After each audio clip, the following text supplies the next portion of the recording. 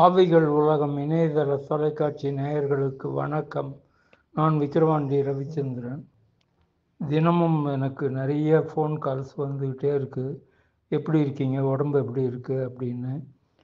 அது இல்லாமல் message, voice message அனுப்புகிறாங்க, சாதாரண மெசேஜ் டைப் பண்ணி அனுப்புகிறாங்க. பல பேர் கேட்டுக்கிட்டே இருக்காங்க, எப்போ அப்பாயின்மெண்ட் கொடுப்பீங்க அப்படின்னு வருது. உங்களுக்கு தான் நான் ஏற்கனவே சொன்னேன், நான் டாக்டர்களுடைய ஆலோசனைப்படி ஓய்வில் இருக்கேன், இன்னும் உடம்பு முழுமையாக குணமடையலை அப்படின்னு சொல்லியிருக்கேன். அதுக்காக என்ன பண்ணியிருக்கேன், ஒரு லெட்டர்கள் மூலமாக பதில் கொடுக்கறதுன்றது ஒரு ஏற்பாடு பண்ணியிருக்கேன். நீங்கள் அது சம்மந்தமாக தகவல் தெரிஞ்சுக்கிறதுக்கு பின்வரும் நம்பரில் ஃபோன் பண்ணி பேசுங்க, விவரம் சொல்லுவாங்க. 8438041352. மீண்டும் சொல்கிறேன், 8438041352. கார்த்திகேயன் அப்படின்றவர் அட்டன் பண்ணுவார். அவர்கிட்ட டவுட் எல்லாம் கேளுங்க. அதாவது டவுட்டுன்னா கடிதம் எப்படி எழுதுறது, அதுக்கு கட்டணம் எவ்வளோ அனுப்புறது, அந்த வகையில் தான் டவுட்டை கேளுங்கன்னு சொன்னேன். காரணம் என்னன்னு கேட்டிங்கன்னா, நான் வர்றதுக்கு இன்னும் கொஞ்சம் நாள் ஆகும்னு நினைக்கிறேன். அதுக்காக தான் இடையில் யாரும் ஏமாற வேண்டாம், அர்ஜென்ட்டு, நான் பொண்ணு பார்த்துருக்கேன், மாப்பிள்ளை பார்த்துருக்கேன், உடனே பதில் சொல்லணும், ஐயாவுடைய ஆலோசனையை கேட்கணும் அப்படின்றாங்க. எதுவாக இருந்தாலும் நீங்கள் அதுக்காக தான் கடிதம் எழுதுகிற முறையை ஆரம்பிச்சிருக்கோம்.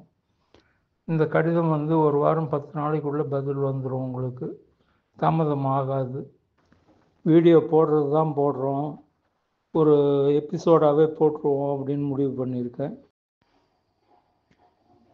அதிசயங்களுக்கு பேர் போன நாடு துருக்கி. உலகத்திலேயே பழமையான நகரமாக கருதப்படுற உயுக் அப்படின்ற நகரம் துருக்கி நாட்டில் தான் கண்டுபிடிக்கப்பட்டிருக்கு. அதே மாதிரி பைபிள் காலத்தில் பூமியில் பெரிய வெள்ளம் வந்தப்போ நோவான்றவர் எல்லா பறவைகள், மிருகங்கள், மனிதர்கள் எல்லாரையும் ஜதையாக ஏற்றிக்கிட்டு அதில் போனார். ஒரு மாதத்துக்கு மேலே கப்பல் பிரயாணம் பண்ணுது, எங்கேயும் தரையே தென்படலை, மலைகளே மூழ்கி போச்சு. அது பூமியில் தரை இறங்கினதாக பைபிளில் சொல்லப்பட்டிருக்கு. அராரத் அப்படின்ற ஒரு மலை மேலே இறங்கிச்சு. அந்த அராரத் மலை இருக்கிற இடமும் துருக்கி தான். இந்த துருக்கி நாட்டில் இருக்கிற அனடோலியா பகுதியில் கோபகி தபா அப்படின்ற மலை இருக்குது. துருக்கி, சிரியா இந்த 2 நாட்டு எல்லைகளுக்கும் இடையில் இருக்கிற ஒரு மலை அது. துருக்கிய மொழியில் கோபகி தபான்னா பெரிய வயிறு உடையவன் அப்படின்னு அர்த்தம். அந்த மலையும் அந்த மாதிரி ஷேப்பில் தான் இருக்கும். அந்த மலையில் 2021ஆம் வருஷம் ஒரு பழங்கால கோயிலை அகழ்வாராய்ச்சியாளர்கள் தோண்டி எடுத்திருக்காங்க.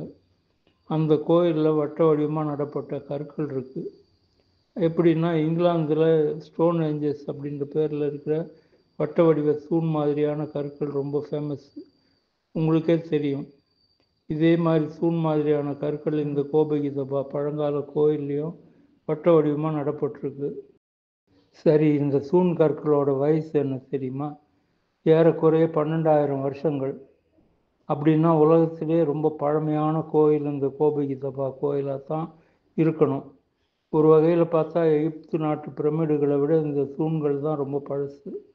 மனித நாகரிகத்தோட முதல் கட்டுமானம், முதல் கைவேலை அப்படின்னு கூட இந்த கோயிலையும் அதில் இருக்கிற கல் தூண்களையும் சொல்லலாம். 12,000 வருஷங்களுக்கு முன்னாடி மனிதர்கள் குகைகளில் தான் வாழ்ந்துக்கிட்டு இருக்காங்க அப்படின்னு நமக்கு சரித்திரத்தில் சொல்லப்படுது. அவங்களால கட்டுமானம் எதையும் செய்ய முடியாதுன்னு ஆராய்ச்சியாளர்கள் நினச்சிக்கிட்டு இருந்தாங்க. ஆனால் அந்த எண்ணத்தை பொய்யாக்கி இப்படி 12,000 ஆண்டுகளுக்கு முன்னாடியே கோபகி தபா கோயில் கட்டப்பட்டிருக்கு. வட்ட வடிவத்தில் அங்கே கற்களும் நடப்பட்டிருக்கு அப்படின்றது நம்மளை தலை சுத்த வைக்குது. கோபகி தபா ஆலயத்தோட நடுமத்தியில் ஒரு ஆங்கில டி எழுத்து வடிவத்தில் 16 அடி உயரமுள்ள ஒரு கல் தூண் இருக்குது. ஓவிய வடிவத்தில் உருவங்கள் செதுக்கப்பட்ட அந்த கல் தூண் இப்போ கூட வரலாற்று ஆராய்ச்சியாளர்களை ஆச்சரியப்படுத்தி வருது. இந்த தூணை கழுகுக்கு தூணுன்னு ஆராய்ச்சியாளர்கள் சொல்கிறாங்க. இந்த கழுகு கல் தூணை நடுமையமாக வச்சு அதை சுற்றி தான் கோபகி தபா கோயில் கட்டப்பட்டிருக்கு. அப்படின்னா அந்த பழங்கால கோயிலோட மூலஸ்தானமே இந்த கழுகு கல் தூண் தான் அப்படின்னு சொல்லலாம். ஒருவேளை அந்த கழுகு கல் தூணுக்காகவே கூட அந்த கோயில் கட்டப்பட்டிருக்கலாம். அதெல்லாம் சரி, அந்த கழுகு கல் தூணில் அப்படி என்னதான் இருக்குது அப்படின்றீங்களா? பெரிய சைஸ் கழுகோட உருவம் ஒன்று அதில் இருக்குது. அதை வச்சு தான் இந்த தூணுக்கு கழுகு கல் தூண்னு பேர் வந்திருக்கு. தூண் முழுக்க நரி, காளை, கரடி, ஐபெக்ஸ் என்ற மலையாடு, ஊர்வன, சேல் முதலியன எல்லா உருவமும் பலவிதமாக உருவங்கள் செதுக்கப்பட்டிருக்கு. அந்த கல் தூணோட கீழ்ப்பக்கத்தில் தலை இல்லாத ஒரு மனிதனோட உருவம் இருக்குது. அதே மாதிரி கல் தூணோட மேல் பக்கத்தில் விசித்திரமான அலங்கார வளைவுகள், சதுர வடிவங்கள் எல்லாமே காணப்படுது. இந்த கல் தூணில் என்னதான் சொல்ல வருது? இந்த தூணில் இருக்கிற உருவங்களுக்கு என்னதான் அர்த்தம்? ஆராய்ச்சியாளர்கள் நிறைய விதமான யோசித்து ஆளுக்கு ஒரு கருத்தை சொன்னாங்க. இதில் ஒருத்தர் சொன்ன கருத்து ரொம்ப வித்தியாசமான தகவல். இந்த கழுகு கல் தூணில் இருக்கிற படங்கள் பழங்காலத்தில் பூமியை தாக்கிய ஒரு எரிகல் சம்பவத்தை விளக்குறதா அந்த ஆராய்ச்சியாளர் கருத்து தெரிவிச்சிருக்காரு. இந்த கழுகு கல் தூணில் இருக்கிற விலங்கு உருவங்கள் வானத்தில் இருக்கிற நட்சத்திர கூட்டங்களை குறிப்பிடுதுன்னு அவர் சொல்கிறார். குறிப்பாக சேல், அது வானத்தில் இருக்கிற விருச்சிக ராசி விண்மீன் கூட்டத்தை குறிப்பிடுதுன்னு அவர் சொன்னார். அதே மாதிரி கழுகு கல் தூணில் வாத்து மாதிரியான ஒரு பறவை உருவம் இருக்குது. அது லிப்ரா அப்படின்ற துலாம் ராசியை குறிப்பிடுறதா அவர் சொன்னார். ஓநாய் அல்லது நரி மாதிரி இருக்கிற படம் உல்ஃப்ஸ் என்ற பழங்கால நட்சத்திர கூட்டத்தை குறிப்பிடுதுன்னு அவர் கருத்து தெரிவித்தார். உல்ஃப்ஸ் என்ற ஓநாய் கூட்ட நட்சத்திரம் இப்போ இருக்கிறதா தெரியல. அதுக்கு இப்போ வேறு பேர் கூட இருக்கலாம்.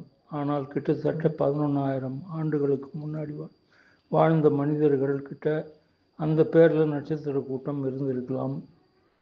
இந்த கழுகு கல் தூணோட நடுப்பகுதியில் ஒரு வட்டம் இருக்குது. அந்த வட்டம் நம்ம சூரிய குடும்பத்துக்கு நடுவில் சூரியன் இருக்கிறத குறிப்பிடுதுன்னு அவர் சொன்னார். ஆராய்ச்சியாளர் சொன்ன இந்த கருத்துக்கு மாற்றாக வேறு ஒருத்தர் சொன்னார், அப்படியெல்லாம் இல்லைங்க, நடுவில் இருக்கிற அந்த வட்டம் சூரியனை குறிக்கல, பூமியை குறிப்பிடுதுன்னு அவர் சொல்கிறார். இது உண்மைன்னா கிட்டத்தட்ட 12,000 ஆண்டுகளுக்கு முன்னாடி வாழ்ந்த மக்களுக்கே நம்ம பூமி உருண்டை வடிவமானதுன்னு தெரிஞ்சிருக்குன்னு அர்த்தம். இது மிகப்பெரிய ஆச்சரியத்தை ஏற்படுத்துகிற விஷயம் இல்லையா? இந்த கல்தூண் வடிவங்கள் பற்றி இன்னொரு ஆராய்ச்சியாளர் வேறு மாதிரியான வித்தியாசமான கருத்தை சொன்னார். இந்த விருச்சிகம், துலாம், உல்ஃப்ஸ் மாதிரியான ராசிகள் சூரியனுக்கு நேராக ஒரே கோட்டில் வந்த நேரம் அந்த பூமி பந்தில் பெருசாக ஏதோ ஒரு நிகழ்ச்சி நடந்திருக்கு. அந்த நிகழ்ச்சியை நினைவு கூறுற மாதிரி தான் இந்த ராசிகளோட உருவங்களையும் கூடவே பூமிக்கு பதிலாக ஒரு வட்டத்தையும் பழங்கால மக்கள் இந்த கல் தூணில் செதுக்கி வச்சிருக்கணும் அப்படின்றது அவரோட கருத்து. விஞ்ஞானிகள் சும்மா இருப்பாங்களா? ஆராய்ச்சியாளர்கள் சொன்னது சரிதானான்னு பார்க்க கம்ப்யூட்டர்களோட உதவியை நாடினாங்க. பழங்காலத்தில் எப்போவாச்சும் இந்த விருச்சிகம், துலாம், உல்ஃப்ஸ் மாதிரியான ராசிகள் பூமிக்கு ஒரே நேர்கோட்டில் வந்திருக்கா அப்படின்னு அவங்க கம்ப்யூட்டர் மூலமாக தேடினாங்க. அதில் அவங்களுக்கு ஒரு அதிசய தகவல் கிடைக்கிது. கிமு 10,950 வருஷங்களுக்கு முன்னாடி அந்த மாதிரியான ஒரு கூட்டணி விண்வெளியில் ஏற்பட்டிருக்கு. அந்த நேரம் பெரிய சைஸ் எரிகள் பூமியில் வந்து விழுந்திருக்கு அப்படின்னு தெரிஞ்சுது. அந்த எரிகள் விழுந்த அதிர்ச்சியில் அந்த காலத்தில் ஒரு மினி பனியுகம் ஏற்பட்டிருக்கு.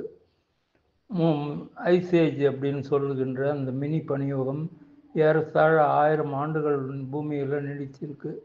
மனிதகுல வரலாற்றிலே மிகவும் சிக்கலான காலகட்டமாக கருதப்படுகிற காலம் அது.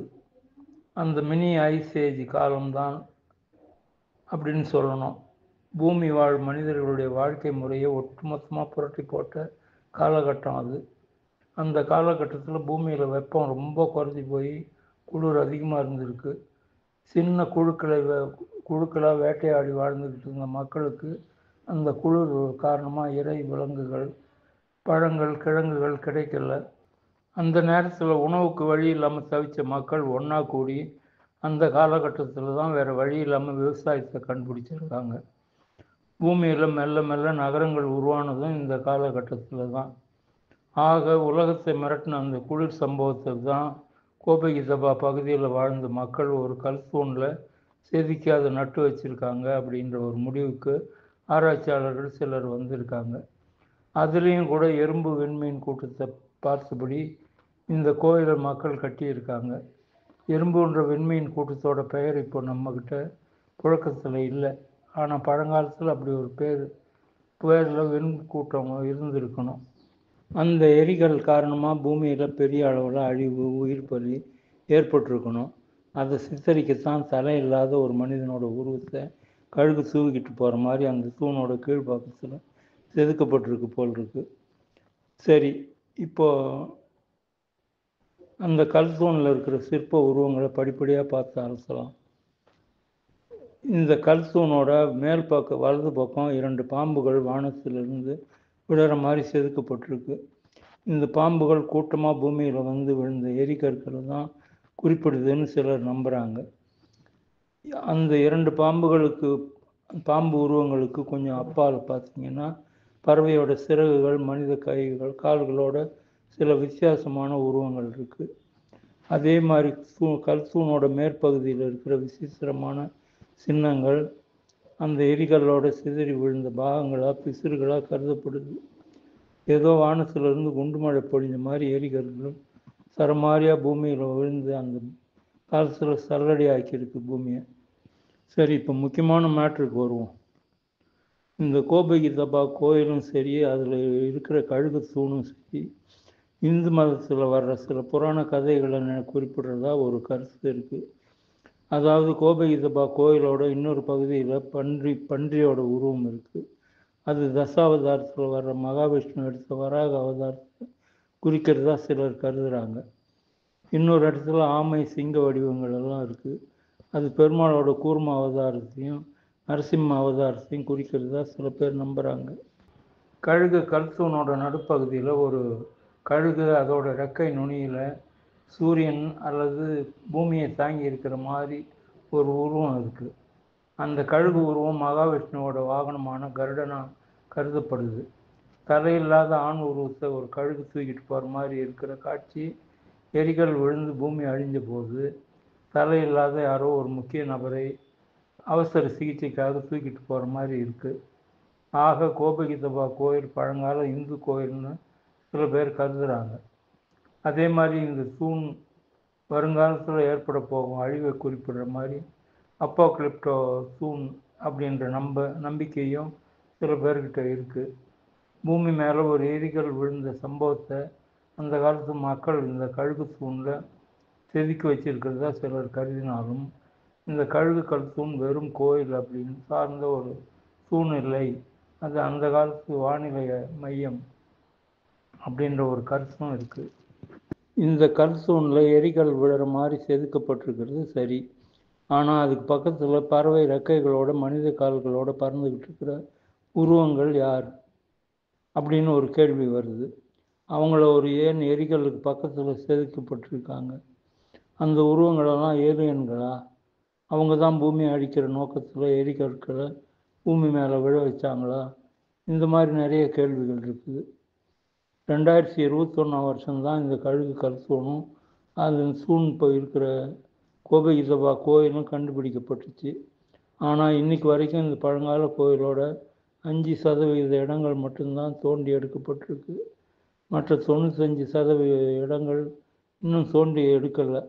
அது மட்டுமல்ல, அந்த மேற்கொண்டு அந்த பகுதியை ஆராய்ச்சி செய்யாமல் அகழ்வாராய்ச்சிக்காரங்க அப்படியே அம்போன்னு விட்டுருக்காங்க. அது ஏன்னு தெரியல. கோபகிதபா கோயிலை முழுசாக தோண்டி எடுத்தால் மனித குலம் தொடர்பான இன்னும் பெரிய பெரிய ஆச்சரியமான விஷயங்கள் எல்லாம் வெளிவரும்னு எனக்கு தோணுது. உங்களுக்கு என்ன தோணுதுங்க? இதுவரை நம்ம ஆவிகள் உலகம் சேனலை சப்ஸ்கிரைப் பண்ணாதவங்க உடனடியாக சப்ஸ்கிரைப் பண்ணிக்கோங்க. பக்கத்தில் இருக்கிற பெல் பட்டனையும் சேர்த்து டச் பண்ணுங்கள். அப்போ தான் நாங்கள் கொடுக்குற வீடியோஸ் உடனுக்குடன் நோட்டிஃபிகேஷன் மூலமாக வந்துக்கிட்டே இருக்கும். இத்துடன் இன்றைய எபிசோடை நிறைவு செய்கிறேன்.